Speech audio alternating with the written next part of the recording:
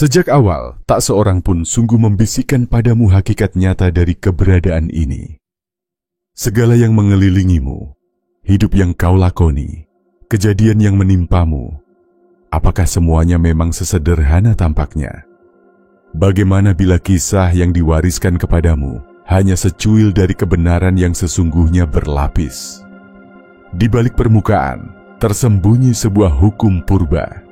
Sebuah asas yang hanya diteruskan oleh para mistikus, para pemikir agung, dan para penjaga pengetahuan terdalam dari era ke era. Ia adalah fondasi penciptaan, gerbang menuju sumber daya pikiran yang tak terbatas. Inilah kata kunci dari 7 hukum hermetik. Segalanya berakar pada pikiran. Semesta adalah mental. Tiap pengalaman, sentuhan, dan pengamatanmu merupakan wujud dari kesadaran itu sendiri. Tapi apa makna dari semua itu? Apakah kita sekadar bayang-bayang dari benak sendiri, atau justru pengukir alam semesta yang kita tempati?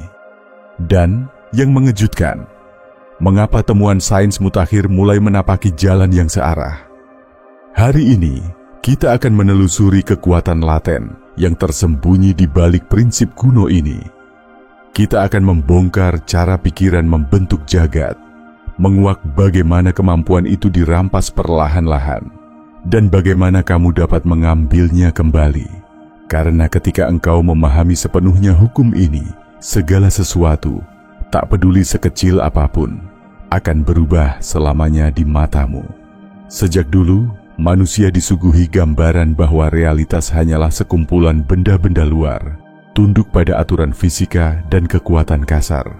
Seolah-olah kita hanya butiran debu, terpisah dari cakrawala raya, penonton pasif di tengah panggung raksasa yang tak peduli. Namun, ajaran hermetik menyajikan satu rahasia lebih dalam. Realitas tidaklah berbentuk benda, ia adalah gerak pikiran. The Kybalion, teks klasik hermetik, merangkum, segalanya adalah pikiran. Alam semesta ini sifatnya mental. Segala yang kita alami bukan sekadar terjadi di luar sana, melainkan mengalir melalui diri kita. Tidak ada dunia luar yang statis dan beku. Semua hanyalah pantulan mental, hasil kreatif dari kesadaran sendiri. Bayangkan dirimu sedang bermimpi. Segalanya, tempat, wajah-wajah, bahkan perasaan, seolah nyata sampai kau terjaga dan merenungi bahwa semuanya adalah hasil imajinasi dalam benakmu. Kini, coba bayangkan konsep itu sebagai pondasi hidup sehari-hari. Berabad lampau, tradisi kuno telah memberitahu kita, realitas ini terbentuk layaknya mimpi. Pikiranlah sang penyulam ilusi. Dalam ajaran Hindu, ilusi ini disebut maya. Ajaran Buddha menyebutnya samsara. Bahkan, sains modern di ranah fisika kuantum semakin menegaskan, realitas lebih cair dari yang kita duga. Prinsip mentalisme mengajarkan, pikiran, emosi, dan keyakinan terdalammu adalah cetak biru dunia yang menampakkan diri di sekelilingmu. Alam semesta tidak pernah bersekat dari dirimu. Segala sesuatu sedang merespons isi batinmu, terbentuk oleh cara pandang, rasa takut, dan hasrat terpendammu. Lantas, mengapa seringkali kita merasa lemah? Mengapa hidup seperti jalan cerita yang harus dijalani, bukan lukisan yang bisa kita ciptakan? Jawabannya tersembunyi di dalam ilusi panjang, sebuah tipu daya yang membuat manusia lupa bahwa dirinya punya kuasa sejati. Untuk mengungkapnya, mari kita menyorot ilmu pengetahuan. Selama ribuan tahun, para mistikus dan filsuf berpandangan bahwa kenyataan adalah hasil karya pikiran. Kini, sains mulai menelusuri tapak mereka. Perlahan, teori ilmiah sejalan dengan kebijaksanaan yang lama hanya dipegang oleh para inisiat. Kesadaran membentuk semesta. Salah satu temuan sains yang paling membingungkan, pikiran hadir dari ranah fisika kuantum. Eksperimen 2 celah. Dalam percobaan ini, elektron ditembakkan ke papan berlubang 2, dan layar di belakangnya merekam lintasan mereka. Ketika tak seorang pun menyaksikan, elektron tampil sebagai gelombang, menyeberangi dua celah bersamaan, dan membentuk pola interferensi. Tapi ketika seorang pengamat menaruh perhatian, tiba-tiba elektron memilih satu jalur, seolah-olah berubah jadi partikel. Pertanyaan besar pun muncul, apakah kenyataan berubah saat diperhatikan? Ternyata, hasil kejadian fisik dirancang oleh perhatian sang pengamat. Tanpa diamati, segala kemungkinan tetap terbuka. Materi berada dalam status kemungkinan tak terbatas. Tetapi begitu perhatian diberikan, alam memilih satu wujud pasti. Sejalan dengan filsafat hermetik, apa yang tampak padat hanyalah bayang-bayang pikiran. Max Planck, pelopor fisika kuantum, mengatakan, "Bagi saya kesadaran adalah fundamental. Segala materi berasal dari kesadaran dan bukan sebaliknya." Bila itu faktanya, pikiranmu bukan hanya melihat dunia, melainkan merakitnya setiap saat. Keniscayaan ini seharusnya membebaskan kita, menyadarkan bahwa kekuatan kita jauh melebihi yang pernah kita sangka. Ironisnya, alih-alih belajar memanfaatkan wawasan ini, kita tenggelam dalam tatanan yang secara terencana mengerdilkan, bahkan membagi-bagi kekuatan mental kita. Pikiran kita semakin tercerai, penuh gangguan dan kehilangan sentuhan dengan jati diri terdalam. Bagaimana bisa terjadi? Untuk itu, kita perlu mengamati bagaimana peradaban masa kini memangsa kekuatan fokus manusia. Jika kesadaran memang menjadi akar nyata penciptaan, maka menguasai titik fokus manusia berarti mengendalikan jalan hidupnya. Itulah yang sedang berlangsung dalam realitas hari ini. Sekarang, perhatian adalah komoditas tertinggi, bahkan melebihi emas, minyak, ataupun waktu itu sendiri. Media sosial, notifikasi, rentetan informasi tiada henti, semua berebut perhatian kita, mencerai-beraikan keutuhan pikiran hingga menjadi wilayah konflik yang tak pernah tenang. Kemampuan kuno untuk memusatkan perhatian, membayangkan secara jelas, serta membentuk dunia melalui kebatinan, dirampas oleh kekuatan eksternal yang hanya menginginkan kita tetap lalai dan terus terjaga dalam reaksi. Pikiran yang reaktif kehilangan daya penciptaan sadar. Alih-alih memanfaatkan kesadaran untuk membangun kehidupan yang diidamkan, kita justru terperangkap pada pola algoritma yang merusak konsentrasi batin. Studi neuroscience membuktikan, konsentrasi manusia modern telah menyusut, bahkan lebih singkat dari seekor ikan mas. Ini bukan kecelakaan, melainkan hasil rekayasa digital untuk memastikan koneksi abadi dengan rangsangan. Bayangkan, batin bawah sadarmu menyerap setiap kesan yang diterima indera, dari iklan, berita, hingga konten hiburan dangkal. Semuanya meninggalkan jejak, membentuk cara berpikirmu. Paparan luas akan pesan negatif perlahan mengkhawatirkan otak untuk percaya akan takut, kekurangan, dan ketidakberdayaan. Siklus kecanduan dopamin dari hiburan kilat dan distraksi digital membuat otak lupa cara untuk berhenti dan menyelami diri.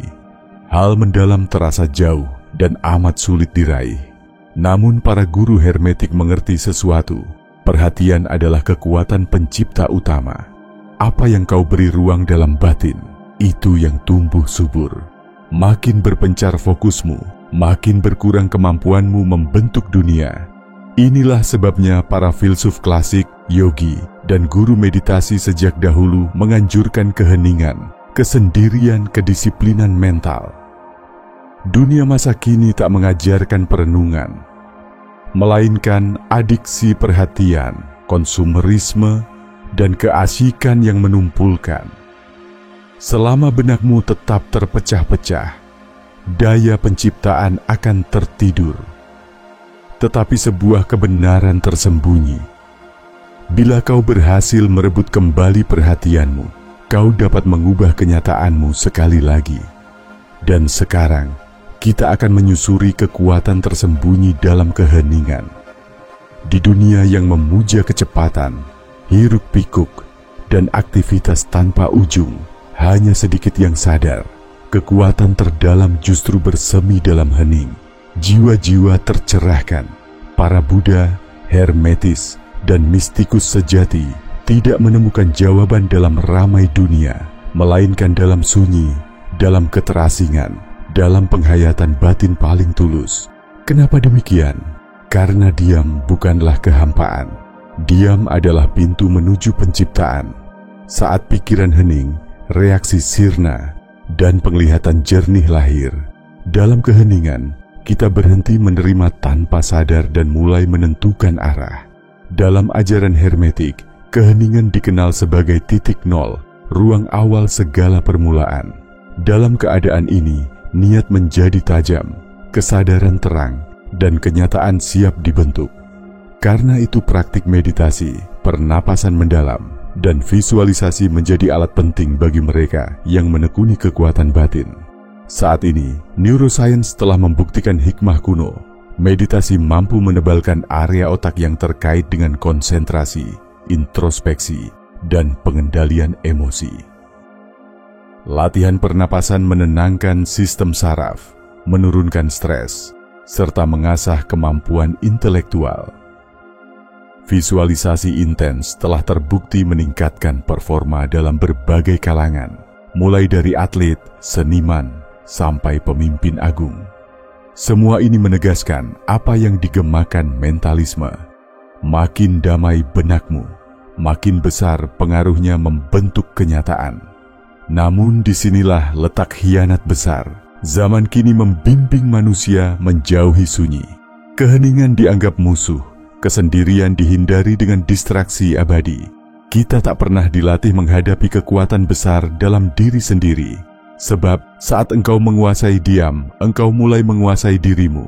Dan ketika diri sendiri dikuasai, segala gempuran luar tak berarti apa-apa. Rahasia terbesar para mistikus dan guru sejati berulang di sini. Kekuatan hakiki bukan tergantung pada tindakan, melainkan pada kedalaman diam. Dalam keheningan, kebenaran ini muncul. Realitas bukanlah sesuatu yang menimpamu, tetapi sesuatu yang terwujud melalui keberadaanmu. Semua ini membawa kita ke misteri terakhir, pikiran bawah sadar, sang penggerak utama pengalamanmu. Jika semesta lahir dari mental, maka sumber penciptaan terdalam tak bermula dari nalar sadar, melainkan pikiran bawah sadar. Bayangkan, jika pengalaman hidupmu bukan dibentuk oleh keinginan logis, tetapi dipahat oleh keyakinan rahasia yang bersemayam di lapisan bawah kesadaran. Pikiran bawah sadar adalah arsitek di balik layar. Ia membangun kenyataan berdasar pola, emosi, dan kepercayaan yang tertanam sejak lama. Nabi, guru, dan para hermetik zaman silam telah memahami, kendati minda sadar ingin sesuatu, keputusan akhir realitas ditentukan oleh konsep yang berakar di bawah sadar. Seluruh pengalaman, ingatan, dan keyakinan lama, terutama dari masa kanak-kanak, berlindung di ranah bawah sadar, membentuk penapis unik bagimu memandang dunia. Bila kau dibesarkan dalam kesulitan, kemungkinan besar muncul keyakinan. Hidup itu berat, dan semesta menjawab sesuai prasangka itu. Bawah sadar tidak memilih antara nyata atau imajinatif. Selama emosi terasa sungguh, ia diterima sebagai fakta, dan dari sanalah realitas tumbuh. Karena itulah banyak orang tanpa sadar menggagalkan diri. Mereka berjuang mengubah dunia, namun keyakinan yang menyabotase tetap terpaku dalam. Seseorang yang dibesarkan dengan kekurangan akan mencerap bahwa kelimpahan mustahil diraih, walau secara sadar menginginkannya. Seseorang yang sering dibuat rendah bisa meyakini ketidaklayakan, walau sadar berambisi besar. Begitu pula luka cinta, menanamkan ketakutan pada saat kebutuhan akan kasih sangat kuat. Bawah sadar tidak sekadar album masa lalu, ia adalah mesin pencipta masa depan. Itulah sebabnya afirmasi, meditasi, dan visualisasi berkekuatan luar biasa. Mereka memberi fondasi baru di tingkat bawah sadar. Bagaimana caranya mengubah program bawah sadar? Pertama, kenali keyakinan yang menahan dirimu. Amati pola-pola berulang dalam hidup dan ajukan pertanyaan jujur ke dalam. Apa pelajaran yang ingin ditampakkan oleh hidupku? Setiap drama, di baliknya tersembunyi kepercayaan tersembunyi. Kedua, tanamkan kepercayaan baru lewat afirmasi, meditasi, dan visualisasi. Ucapkan dengan tekad, rasakan sebagai nyata, ulangi hingga tertanam. Ketiga, perkuat semuanya dengan getaran emosi. Bawah sadar membalas pada perasaan. Bayangkan seolah keinginan sudah menjadi milik dan pancarkan emosi yang sesuai. Terakhir, bertemanlah dengan hening. Di dalam sunyi dan meditasi, keimanan lama akan muncul ke permukaan, dan disitulah peluang melepaskan dan menanamkan sesuatu yang baru. Kebenaran terdalam dari prinsip mentalisme. Alam semesta tak berlokasi di seberang sana, tetapi berdenyut di dalam dirimu. Bawah sadarmu senantiasa mencipta, entah kau sadar atau tidak. Pertanyaannya, siapakah yang membentuk dunia, kamu atau dunia sekitar? Kuasai batin, engkau mengendalikan nasib. Begitu kau benar-benar memahami bahwa segalanya bersifat mental, tersingkaplah satu rahasia. Dari awal, kamu bukan penonton. Kamu pencipta itu sendiri. Hukum hermetik yang pertama, membuka mata pada kenyataan yang kerap terlewat. Realitas bukan sungai yang harus dilalui, tetapi karya yang selalu dapat kau ukir. Untuk mencipta dengan sadar, mulailah dari kekuasaanmu sendiri atas pikiran, bukan dari perubahan luar yang semu. Pertanyaan untukmu, apakah kau bersedia mempercayai bahwa batin membentuk semesta? Sampaikan pandangan dan renunganmu di kolom komentar. Penyampaianmu selalu bermakna bagi kami. Jika kebijaksanaan ini menggerakkan jiwamu, langkahkan dirimu ke video berikutnya untuk menggali lebih dalam kedalaman batin. Sebab ini adalah undangan kuno, gema abadi dari generasi ke generasi. Bangkitlah, latih pikiranmu, dan ciptakan duniamu dengan kesadaran sejati. Awal perjalanan ada di dalam dirimu, dan kekuatan itu telah berada di genggamanmu. Terima kasih sudah hadir dan mendengarkan.